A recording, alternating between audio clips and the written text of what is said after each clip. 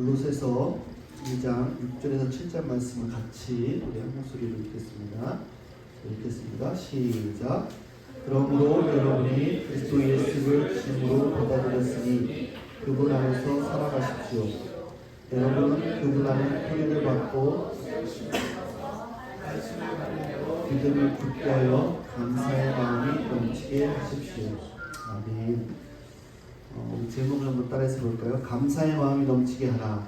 감사의 마음이 넘치게 하라. 아멘. 존스 홉킨스라는 대학이 있어요. 이대로 유명한 대학인데 거기에 정신과 교수로 일하는 지나영 교수님의 강연에서 이런 말을 하더라고요. 대부분의 인간이 걸리는 그 질병에는 크게 두 가지 이유가 있다는 거예요. 첫 번째는 뭐냐면 취약성입니다. 취약성.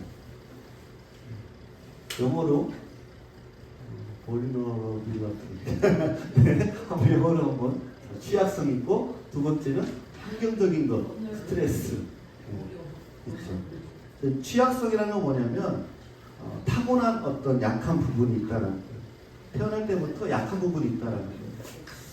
뭐 육체적인 부분들도 있겠지만 사람마다 다 약한 부분이 있다는 거예요. 그래서 말하는 게 뭐냐면 이것이 틀리다, 나쁘다라고 얘기할 필요가 없다라는 거예요. 누구나 다 약한 부분이 있기 때문에 거기에 대해서 우리가 인정하고 서로 다름을 인정해야 된다라는 거죠. 두 번째는 환경적인 것, 이 스트레스 때문에 대부분의 사람들이 걸리는 병의 이유가 크게 이 두 가지가 있다라는 거예요. 모든 질병의 원인 중에 가장 큰 것이 이 두 가지다라는 거예요. 그러면 어떻게 치유해야 되는가?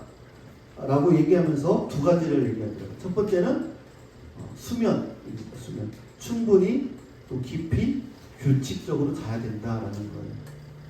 그런데 충분히 깊이에서 너무 많이 자면 안 되고 한 7시간, 8시간 정도를 충분하게 규칙적으로 깊이 있게 자야 된다. 그것이 모든 질병에 있어서 치유의 첫 번째 방법이다라고 얘기를 했고, 두 번째는 호흡과 명상을 한다는 거예요. 그래서 이 명상은요, 그 교수님 말로 얘기하면 미국에 유명한 사람들은 안 하는 사람들이 거의 없대요. 명상은.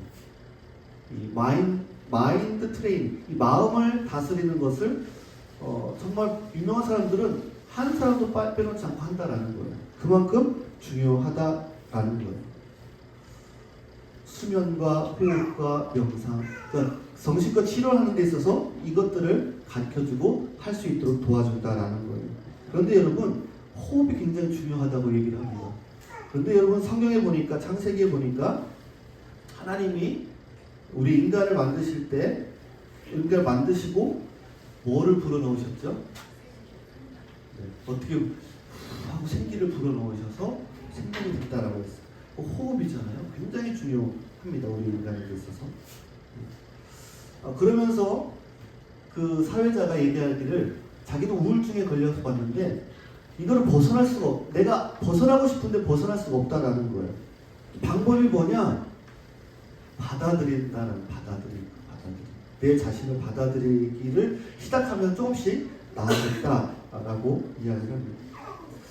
요즘에 그 뇌과학이 많이 발전하면서 예전에 몰랐던 그런 새로운 지식들이 많이 발표가 돼요. 그러면서 이 감사에 대한 이야기가 굉장히 많이 드러나고 있습니다. 발표가 나고 있어요. 감사라는 것이 인간의 삶에 있어서 얼마나 많은 영향을 미치는지에 대해서 의학적으로 증명해 내는 글들이 많이 나오고 있다라는 거예요. 예를 들면 인간의 감정에 영향을 주는 이 호르몬이 뭐냐면 세로토닌이라는 호르몬이 있어요. 이런 호르몬들이 인간의 기분을 조절하고 한다라는 거예요. 이 호르몬 중에서도 이 세로토닌은 인간이 느끼는 그런 기쁨, 그런 감정에 관여한다라고 알려져 있어요. 그래서 이 세로토닌을 행복 호르몬이다라고 이야기를 한다고 합니다. 그래서 우리가 이 우울증 하면 마음의 감기다라고도 이야기하는데 병원에 가면 처방해주는 약들이 다 대부분 이 호르몬을 조절하는 약입니다. 이 세로토닌 수치를 높여주고 또 다른 그런 호르몬들을 조절해주는 그런 약들을 먹는다라는 거예요. 우울증이 오면 햇빛도 쬐고 여러 가지 조치를 취해야 되지만 그 교수님이 정신과 교수님이 이야기하는 것 중에 환자들에게 가르친 것이 하나가 있대요. 뭐냐면 감사하는 거예요.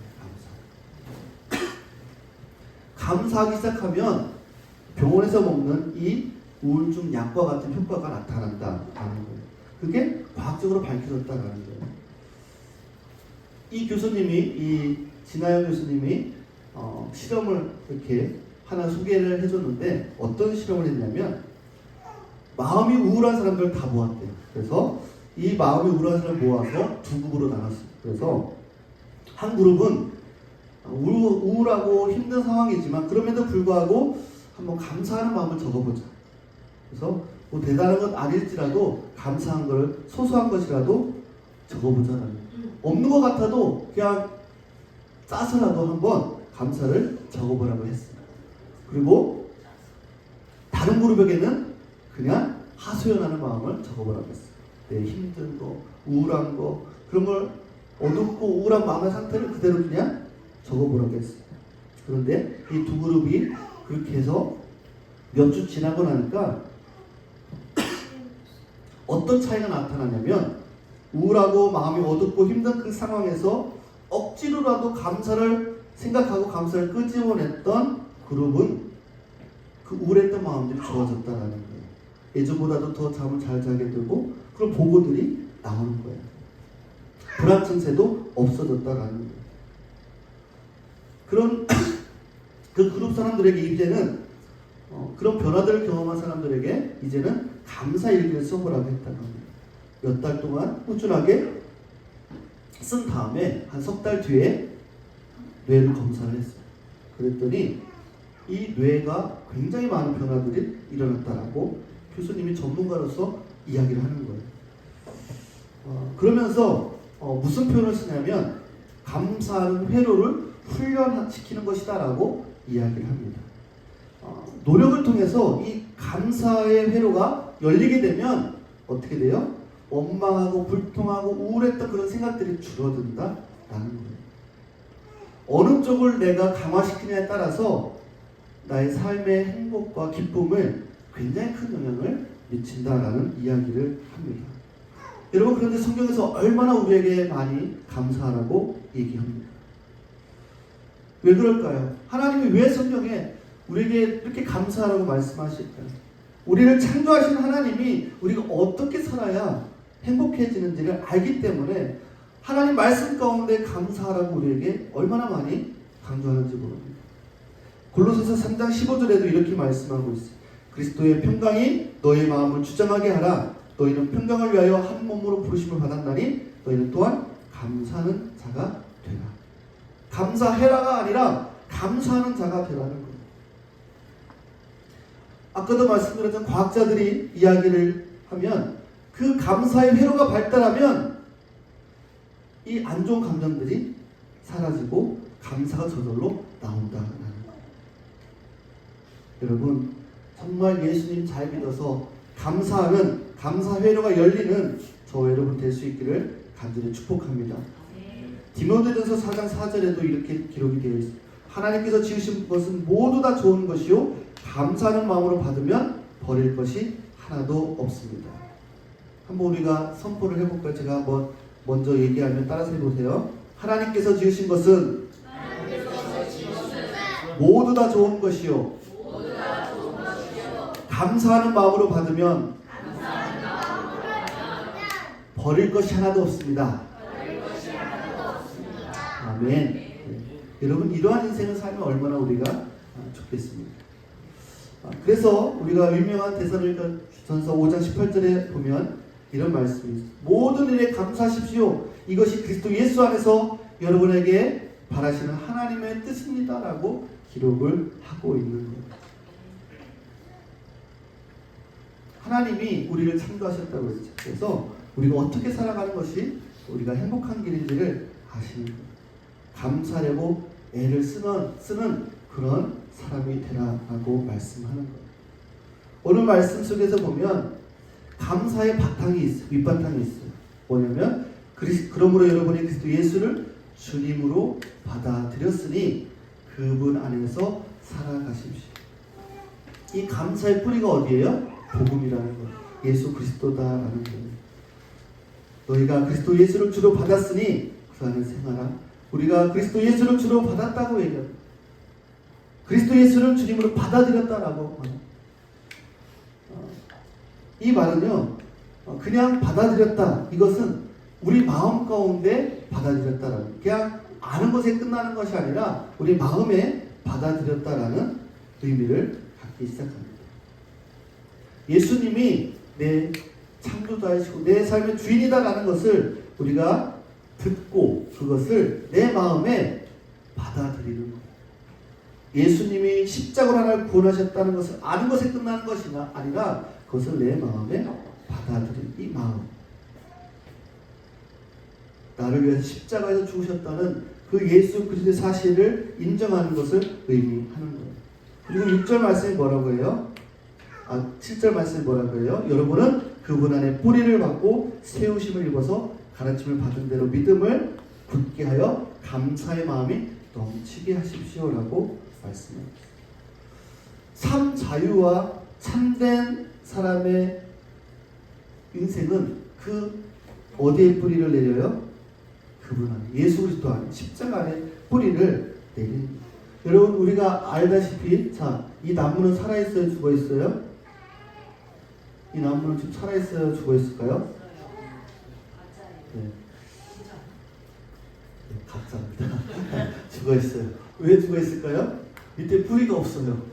네, 뿌리가 없어. 뿌리가 세상에 내려져 있으면요, 영양 공급을 우리가 받을 수가 없는 거예요. 여러분, 우리가 그 집안에 화분 같은 거 키우다 보면 물을 잘 주고 하면, 적절히 주면 잘 자랍니다. 그런데 물을 안 주면 어떻게 돼요? 어느 순간 보면 다 말라 비틀어져 있어요. 우리 인생도 마찬가지예요. 우리가 세상에 뿌리 내리고 살아가면 그렇게 말라가는 거예요. 오늘 말씀은 우리가 예수 그리스도 안에 뿌리를 내려야 된다라고 말씀을 하고 있어요. 그래야 우리가 세상 속에서 필요한 빛과 소금의 역할을 맛을 낼 수 있다라고 말씀을 하고 있는 거예요.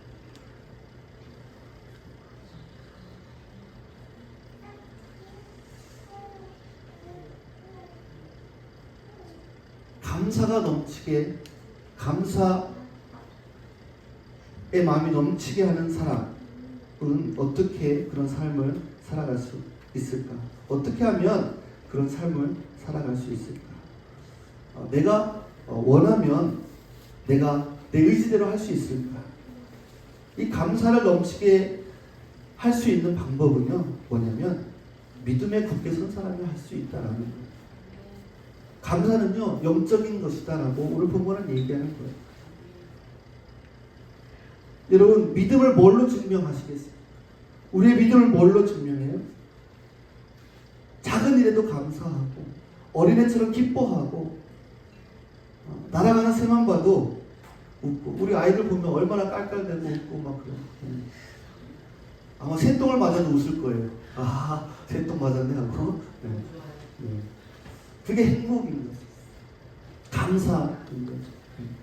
작은 일에 감사하면 여러분, 이 뇌의 혈류가 감사로 강화가 된다는 거예요. 그것이 과학적으로 밝혀진 거예요. 원망하고 불평하는 회로는 감사하면 할수록 작아지는 거예요. 여러분, 왜 감사하지 못해요? 만족함이 없기 때문에 그래요. 감사하지 못하는 것은 축복을 우리가 발로 차내버리는 거예요. 행복은요, 감사의 문으로 들어와서 불평의 문으로 나간다는 말이 있어요.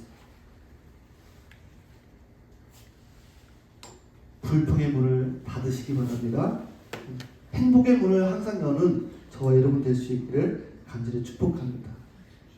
이런 의학적인 그런 것 연구들이 나오잖아요. 아까 제가 말씀드렸던 단어 뭐예요?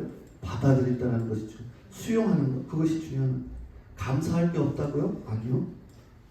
오늘부터 여러분이 노트를 가지고 써보세요. 감사할 것을 찾아보세요. 그러면 내 안에 이 감사 회로가 회복되면서 우리의 몸이 회복돼요. 다니엘서에 보면 다니엘이 어떤 사건에 연루되냐면 이 다니엘을 막 죽이고 싶어하는 사람들이 하나님께 예배하고 기도하는 것을 하면 왕 외에 다른 신에게 그렇게 하면 죽이겠다라고 해서 그 서류를 만들고 거기에 왕의 도장을 찍게 합니다. 그런데 다니엘은 그것을 알고도 방에 올라가서 윗방에 올라가서 어떻게 해요? 예루살렘으로 향한 창문을 열고 하루에 3번 무릎을 꿇고 기도합니다. 감사 기도를 하는 것이죠. 지금 포로로 끌려왔어요. 살아보고 있다고 지금 애쓰고 있지만 힘들죠. 그러나 그 가운데서 하나님께 감사하는 기도를 하는 거예요. 그래서 하나님께 그 어두운 시대에 그 지도자로 다니엘을 하나님이 사용하신 것이죠. 책 중에 그런 책이 있더라고요. 우리 아이들의 교육하는 데서 그 비밀이 있대요. 아이들을 잘 양육하는 비밀이 있는데 그게 뭐냐면 감사라는 거예요. 감사. 아이 때부터 어렸을 때부터 이 감사할 수 있는 회로를 개발시켜 줘야 된다는 거예요. 빌립보서 4장 6절에 보면 아무것도 염려하지 말고 다 모든 일에 기도와 간구로 너희 구할 것을 감사함으로 하나님께 아뢰라라고 말씀하셨어요. 불평하고 원망하면 이 감사의 문이 닫히게 됩니다. 맨날 기도하는데 원망이 나오고 맨날 기도하는데 염려가 많고 맨날 기도하는데 불안과 두려움이 많은 사람들에게 하나님이 오늘 말씀을 통해서 감사를 선물로 주신 줄 믿습니다. 예배 후에 나눔할 때 이 교수님이 만든 그 감사 요법이 있어요. 그래서 가지고 우리가 함께 나누려고 합니다. 여러분 이 보면 이 감사와 이런 것들 보면 이 다 마음에서 나와요. 잠언 4장 23절에 뭐라고 그랬어요? 이 마음에서 생명의 근원이 있다고 그랬어요. 그래서 이 마음을 잘 다스려야 됩니다. 세상에 의학적으로도 이 마음을 다스리는 그런 훈련을 통해서 이 마음의 질병들을 치료하는 것을 보게 됩니다. 자 보세요. 우리 가을이가 지금 저렇게 잘 이렇게 아빠 품에 앉아있죠. 근데 가을이는 배가 고프면 어떻게 해요? 울죠. 뭐가 불편해도 울어요. 맨날 울어요. 뭐가 말을 할 수가 없으니까 울겠죠.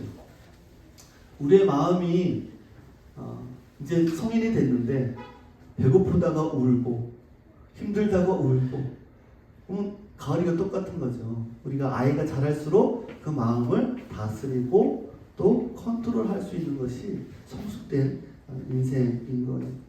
하나님이 왜 계속해서 이 성경 말씀을 보면 이 마음에 대한 이야기를 굉장히 많이 합니다. 마음은 입술과도 연결이 되어 있죠. 그래서 이 마음을 잘 다스릴 때에 우리 입술을 통해서 감사하는 거예요. 우리 아이들 감사하는 삶을 살 수 있기를 간절히 축복합니다. 이 어렸을 때부터 감사하는 아이들은 커서도 잘 되는 거예요. 그래서 그 통계를 보면 이 감사하는 사람이 더 사업에도 인생에도 더 그 확률적으로 더 성공하고 더 행복하게 사는 세상 속에서도 그래요. 세상 일반 사람들도 감사하는 사람이 더 잘 된다라고 이야기를 합니다. 근데 하나님은 우리에게 먼저 감사라고 말씀해 주시는 그것이 우리 행복이기 때문에 그렇습니다. 오늘 이 말씀 가지고 한번 같이 기도하겠습니다. 상황은 힘들 수 있어요.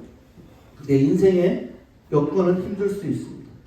아까도 찬양할 때 내 평생 주님이 주실 그 평안함을 고백했던 그분의 이 찬양의 찬송가처럼 상황은 정말 최악의 상황일 수가 있지만 그 가운데 주시는 그 하나님의 감사로 인해서 그 인생이 달라지는 것이죠.